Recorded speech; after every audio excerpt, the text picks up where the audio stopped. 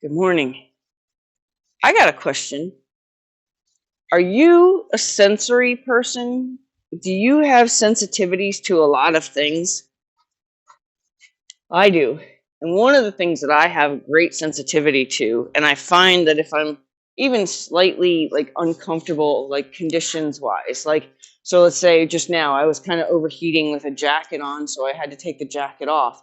If I waited too long to take the jacket off, then I'd start to become more and more physically aware of maybe a hair tickling the side of my face, or the heat that I was like, kind of the overheatedness that I was feeling would become more unbearable. Um, I don't. I mean, there. Ugh. I don't think enough stuff like that is talked about. Because, like, for example, I'm a texture person. I struggle with textures of food and stuff. And if something's mushy, I really don't know that I can eat it. It could be the most delicious thing in the world, but it's texture. So I wonder what's going to happen when I become, geriatric and they start pureeing my food for me. Am I gonna be able to eat it? Because I may not be able to handle the texture. And I just kind of wonder. Like I'm very, very, very sensitive to sound. Very, very, very sensitive to smell. I have very keen eyesight, but different eyesight than like sharp eyesight. Does that make sense? Like my eyesight, I can see in the dark, basically. Like I can't see in the dark, like, but it's been joked that I'm a bat. I can't actually see in the dark, but my spatial awareness is so good that a shadow in the dark is all I need to know, like, where to reach for something or whatever. And I have good use of my peripheral vision. Now, the sensory thing, I don't know what else is triggered in sensory stuff. And I'm kind of curious, who else suffers from sensory stuff? I know a lot of premature children, people who were born premature. That's a common thing to be different for them is they have a lot of sensory issues.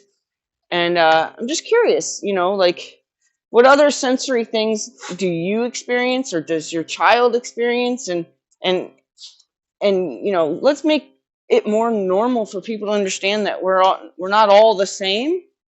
Because like, I've been made fun of. Oh, I know you don't like it because you don't like the texture, and it's like, well, yeah, I don't like it because I don't like the texture, because the texture kind of creeps me out. Maybe I'm not sure I'm not sure what my actual, like, emotional or mental response is to a texture I don't like, but sometimes I just can't do it. I've been out with people who sent an entire meal back, and luckily, this person always, feels comfortable enough to send their meal back, but they'll send their meal back because they don't like the texture. They don't like they're a food critic or something. They'll send it back because they don't like the texture. And I thought that was a little odd. Like, I would, I've eaten a meal. I remember a meal very specifically that the texture was so bad. It was like a seafood thing. So it had scallops and shrimp and something else in it that was, and I remember the shrimp were kind of al dente.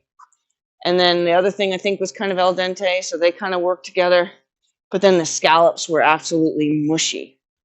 And I just, you don't want to be rude. It's like a $40 dinner that somebody bought for you, and trying like hell just to get through the meal because you can't handle the texture of it. And I'm just curious, like, anyone else have texture issues, or anyone else's children have texture issues? Let's make it more, or sensory issues. Like, boy, I'll tell you what, I see somebody, it actually bothers me to see somebody with like a hair, like fluttering off their head towards their mouth, or somebody that's got actually a piece of hair caught in the side of their mouth, and they're just still talking away like they don't feel it.